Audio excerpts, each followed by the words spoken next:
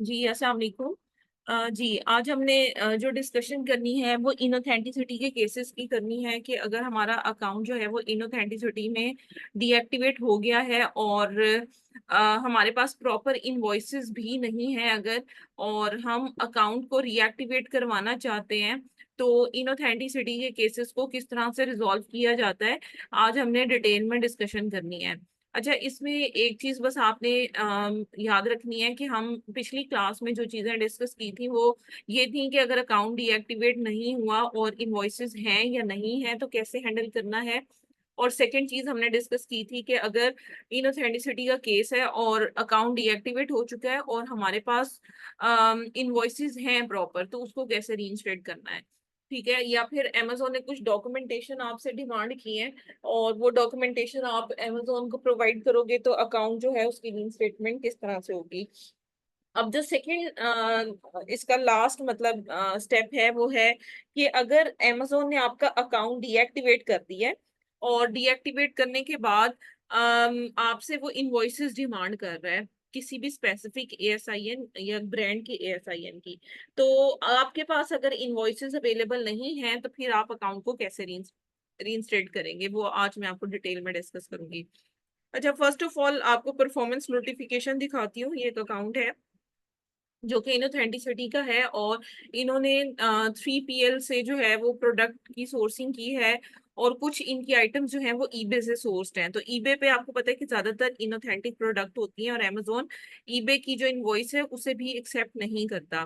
तो ये लेटेस्ट हमारे पास अकाउंट अभी आया है और इसको हम देख लेते हैं। ये सबमिशन इन्होंने कोई कराई है, लेकिन हम मेन जो डीएक्टिवेशन का नोटिफिकेशन है उसको हम देखते हैं। 23 जनवरी 2024 को ये इन्हें नोटिफिकेशन ऑल ऑफ सडन जो है वो रिसीव हुआ है, जिसमें आप देख सकते हो कि अमेजोन ने सेलिंग अकाउंट को डीएक्टिवेट कर दिया है और अमेजोन ने फंड्स को विदहोल्ड कर लिया है। Why is this happening? Because Amazon says कि आपका जो अकाउंट है उस पे ऑथेंटिसिटी के कुछ कंसर्न हैं जो कि इस ईमेल के एंड पर दिए गए हैं, आप उसको क्लियर करें। अगर क्योंकि अमेजोन ये चाहता है कि जो कस्टमर हैं वो शॉप करें विद कॉन्फिडेंस ऑन अमेजोन, तो इसी वजह से अमेजोन एडिशनल इंफॉर्मेशन प्रोडक्ट की ऑथेंटिसिटी को चेक करने के लिए डिमांड करता रहता है। तो ये सस्पेक्टेड होती है, इसमें अगर आपके पास डॉक्यूमेंट है तो फौरन अकाउंट खुल जाता है, अगर आपके पास डॉक्यूमेंट नहीं है तो अमेजोन फिर अकाउंट को किसी और तरीके से रीएक्टिवेट करवाना पड़ता है। अच्छा, ये जो सेल ऑफ काउंटरफेट प्रोडक्ट्स हैं जितनी भी स्ट्रिक्टली प्रोहिबिटेड हैं और अमेजोन कहता है कि जितनी भी आप प्रोडक्ट्स को सेल आउट करें वो इस तरह की होनी चाहिए कि कस्टमर कंसिस्टेंट होकर बाइंग एक्सपीरियंस उसका अच्छा हो और वो जितनी भी आइटम्स हैं उसको अपनी एक्सपेक्टेशन के मुताबिक रिसीव कर सकें। तो अमेजोन की जो एंटी काउंटरफेट पॉलिसी है वो काफी स्ट्रिक्ट है और ज्यादातर लोग जो हैं उन्होंने क्या किया कि प्रोडक्ट्स को बाय करना शुरू किया from the third party wear houses, जिसकी वजह से वो प्रॉपर इनवॉइसेस या अपने सप्लाई चेन डॉक्यूमेंट्स को प्रॉपरली प्रोवाइड नहीं कर पाते, जिसकी वजह से अमेजोन बहुत स्ट्रिक्ट हो जाता है। लेकिन इसका एक ही सोल्यूशन है जो कि मैं आपके साथ डिस्कस करूंगी और उसे हम किस तरह से इम्प्लीमेंट करेंगे वो भी डिस्कस करेंगे। सबसे पहले अमेजोन की एंटर काउंटर फिटिंग पॉलिसी देखते हैं, यानी कि जो कॉपी प्रोडक्ट हम सेल करते हैं उसके बारे में अमेजोन का क्या रूल है। वो अमेजोन जो है वो कहता है कि जितनी भी अमेजोन पे प्रोडक्ट ऑफर की जाए वो सब ऑथेंटिक होनी चाहिए, non authentic product strictly prohibited हैं। और अगर कोई भी इस पॉलिसी को अबाइड करेगा तो अमेजोन जो है ना सिर्फ उसकी सेलिंग प्रिविलेजेस को खत्म करेगा बल्कि उसके फंड्स को भी विदहोल्ड कर देगा और जितनी भी इन्वेंट्री अमेजोन की पोजीशन में होगी वो सारी डिस्पोज ऑफ कर देगा हमारे सेलर के बिहाफ पर, यानी कि हमारा एक्सपेंस वो काउंट होगा। अमेजोन इस चीज का रिस्पॉन्सिबल नहीं होगा कि वो हमें पे करे। अमेजोन हमारे एक्सपेंस पर हमारी इन्वेंट्री को रिमूव कर देगा, डिस्पोज ऑफ कर देगा। तो बेसिकली अमेजोन के अकॉर्डिंग फेक या पायरेटेड कॉपीज किसी भी प्रोडक्ट की सेल करना अलाउ नहीं है। और अगर हम और ना ही कोई भी प्रोडक्ट ऐसी होनी चाहिए जो किसी और पार्टी की आईपी राइट्स को इन्फ्रिंज करे। ठीक है, और अगर आप कोई भी ऐसी आइटम सेल आउट करते हैं जिसकी इनऑथेंटिसिटी हो, जिसमें जो ऑथेंटिक ना हो, तो अमेजोन ना सिर्फ आपके अकाउंट को टर्मिनेट करेगा, देखिए यहाँ पे क्लियरली मेंशन है कि वो टर्मिनेट करेगा जो प्रोडक्ट्स हैं वो हमारे एक्सपेंस पर अपने वेयर हाउसेज या फुलफिलमेंट सेंटर से डिस्पोज ऑफ कर देगा। और एडिशनली यहाँ पर देखें क्लियरली लिखा है कि we do not pay sellers until we are confident our customer have received the authentic product they order. तो Amazon जो है वो पे नहीं करेगा। बहुत सारे लोग हमारे पास आते हैं, जी हमारे रिजेक्टेड फंड्स हैं, आप वो निकलवा देंगे। हाँ, हम निकलवा कर देते हैं रिजेक्टेड फंड्स, लेकिन उसके लिए इनऑथेंटिसिटी का केस नहीं होना चाहिए। आप अगर इनऑथेंटिसिटी के फंड्स डिसबर्स करवाना चाहते हैं, सो ओनली पॉसिबल सोल्यूशन है कि आपको अकाउंट रीइंस्टेट करवाना है, ठीक है। जो फंड्स अगर आप डायरेक्टली आफ्टर 90 डेज अप्लाई करते हो, अगर इनऑथेंटिसिटी के केस में अमेजोन स्ट्रेट फॉरवर्ड उसको फ्रॉडलेंट एक्टिविटी में डालकर रिफ्यूज कर देगा कि we are not going to disburse your fund and that is the final decision, ठीक है। तो उसमें एक ही मेथड है, वो है अकाउंट रीइंस्टेटमेंट, कि आप अकाउंट रीइंस्टेट करवाएं, उसके बाद आपके फंड्स जो हैं वो डिस्पर्स हो जाएंगे। तो बेसिकली अमेजोन के अकॉर्डिंग ये पूरी पॉलिसी है कि काउंटरफेट प्रोडक्ट स्ट्रिक्टली प्रोहिबिटेड है। आप कोई भी ऐसी प्रोडक्ट सेल आउट ना करें जो कि रेप्लिकेटेड हो या रिप्रोड्यूस्ड हो या मैन्युफैक्चर खुद से करवाई हो। आपको रिकॉर्ड मेंटेन करने about authenticity of your products, अगर कोई भी डॉक्यूमेंटेशन अमेजोन रिक्वायर करता है। और अगर आप इस पॉलिसी को अवॉइड नहीं करते तो आपकी वो जो आपको मैं 3 चीजें बता चुकी हैं अमेज़न वो कर देता है, ठीक है। ये सारी डिटेल यहाँ पर मेंशन है। अच्छा, उसके बाद अमेज़न कहते हैं कि अगर आप अकाउंट को रीएक्टिवेट करवाना चाहते हैं, then you go to account health और वहां पर रीएक्टिवेट माय अकाउंट पर क्लिक करेंगे और नेसेसरी इंफॉर्मेशन प्रोवाइड करेंगे। और अगर आप ये वाली रिक्वेस्टेड इंफॉर्मेशन अमेज़न को प्रोवाइड नहीं करते तो अमेज़न आपके अकाउंट को डीएक्टिवेट ही रखेगा। और इसमें ये है कि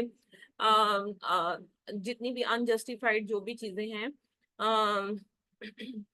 वो सारी चीजें जो हैं वो कर देता है, ठीक है। अच्छा, अब इसमें फर्दर हम देख लेते हैं कि अगर एरर में है तो ऑब्वियसली हमारे पास फिर तो चीजें होंगी, वो केस हम ऑलरेडी डिस्कस कर चुके हैं। लेकिन अभी हमारा जो कंसर्न है वो इस पर है कि प्रोडक्ट जो है वो इनऑथेंटिक सोर्स की गई है, ये हमारे पास एक वॉइस ही नहीं है उसकी। अच्छा, अब यहाँ पर देखें कि इन्वेंट्री, बल्कि हमें सबसे पहले तो देखना है कि प्रोडक्ट कौन सी है जिसका जो इशू है वो क्रिएट किया। वो यहाँ पर आप देखो, ये स्किन शूटिकल्स जो है वो एक ब्रांड है और ASIN इसका गिवन है, ठीक है। सबसे पहले तो हम इस प्रोडक्ट को देखेंगे कि प्रोडक्ट है क्या। तो ये देखें, इसको हम सर्च पर जाकर इसको सर्च करेंगे कि प्रोडक्ट है क्या। और यहाँ पर देखें अमेजोन पर इसका ASIN जो है अब अवेलेबल नहीं है। इसका मतलब है कि अमेजोन ने ओवरऑल ही ये जो प्रोडक्ट है इसको रिमूव कर दिया है अपनी मतलब स्टोर से, ठीक है। ये प्रोडक्ट है एक्चुअली। और इसमें Amazon पर अब ये प्रोडक्ट अवेलेबल ही नहीं है, ASIN ये वाला अवेलेबल नहीं है, ठीक है। अब हमें अब इस अकाउंट को रीएक्टिवेट कैसे करना है, बिकॉज इसकी जो सोर्सिंग है वो eBay से हुई हुई है। और कुछ इस तरह के केसेस भी होंगे जिसमें आप देखेंगे कि जो प्रोडक्ट है उसकी सोर्सिंग 3PL सर्विसेज से उन्होंने की है, यानी कि वेयर हाउस किसी से भी उन्होंने प्रोडक्ट को बाय किया हुआ है। तो उस तरह के केसेस में अकाउंट किस तरह से मतलब हम लोग जो हैं वो फाइंड आउट करेंगे। तो ये सारी डिटेल जो है वो मैं आपको बताती हूँ किस तरह से हमने इसको लेकर चलना है। अच्छा, अब सबसे पहली चीज के प्रोडक्ट हमने देख ली है, हमने देख लिया है कि उसका जो सप्लायर है ऑब्वियसली इनऑथेंटिक है। और इस तरह के सिनेरियो में आपको क्या करना है, सबसे पहले तो देखें कि इसके कितने ऑर्डर सेल हुए हुए हैं, ठीक है। मैनेज ऑर्डर्स पर जाएं और ये जो प्रोडक्ट है इसी का ASIN हमें चाहिए था। एक मिनट बैक जाते हैं पहले, हमें क्योंकि इसी का ASIN चाहिए था। ASIN कॉपी करते हैं यहाँ से और हम देखते हैं कि एक्चुअली ये प्रोडक्ट लिस्ट कितनी हुई थी, कितनी भेजी गई और इसके ऑर्डर्स कितने आए। इन चीजों को सबसे पहले तो हमने देखना है। तो मैनेज ऑर्डर्स में जाकर हम शिफ्ट ऑर्डर्स पर क्लिक करेंगे। अब ये क्योंकि ये FBM ऑर्डर्स यहाँ पर आ गए हैं और हाँ ये देखें ये प्रोडक्ट है। तो हम देखते हैं कि FBM कितने ऑर्डर इसके जो हैं वो शिप किए गए हैं।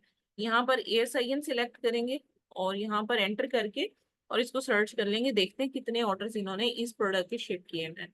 सो बेसिकली 9 ऑर्डर्स इसके शिप हुए हैं। और कितनी क्वांटिटी है उसको भी मैच कर लेंगे, यहाँ से क्वांटिटी देख लें, एक एक है। और इसका रिफंड अप्लाई हुआ है, एक दो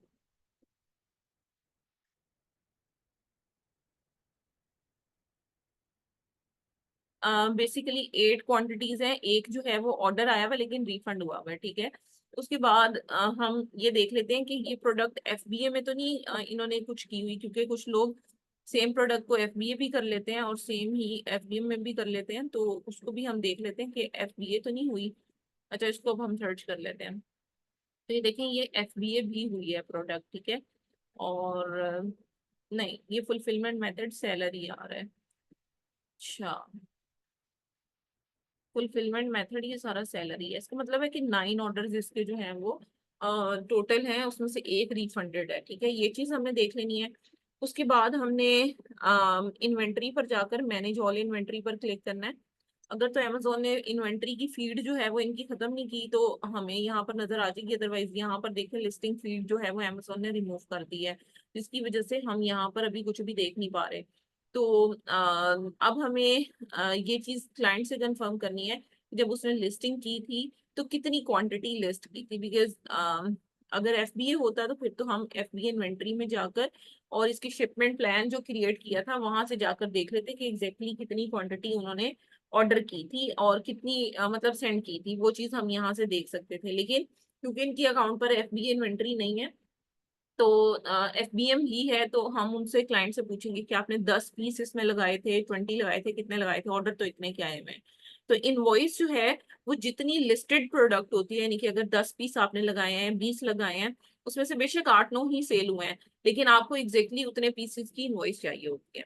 अब आपके पास क्योंकि इनवॉइस ही नहीं है, तो फिर आपको प्लान ऑफ एक्शन के थ्रू अमेजोन को कन्विंस करना होता है कि आपके अकाउंट को वो रीइंस्टेट करे। सो आप वेट कीजिएगा, मैं आपको ग्रुप में जो है सबसे पहले प्लान ऑफ एक्शन शेयर करती हूँ, फिर हम फर्दर डिस्कशन स्टार्ट करते हैं।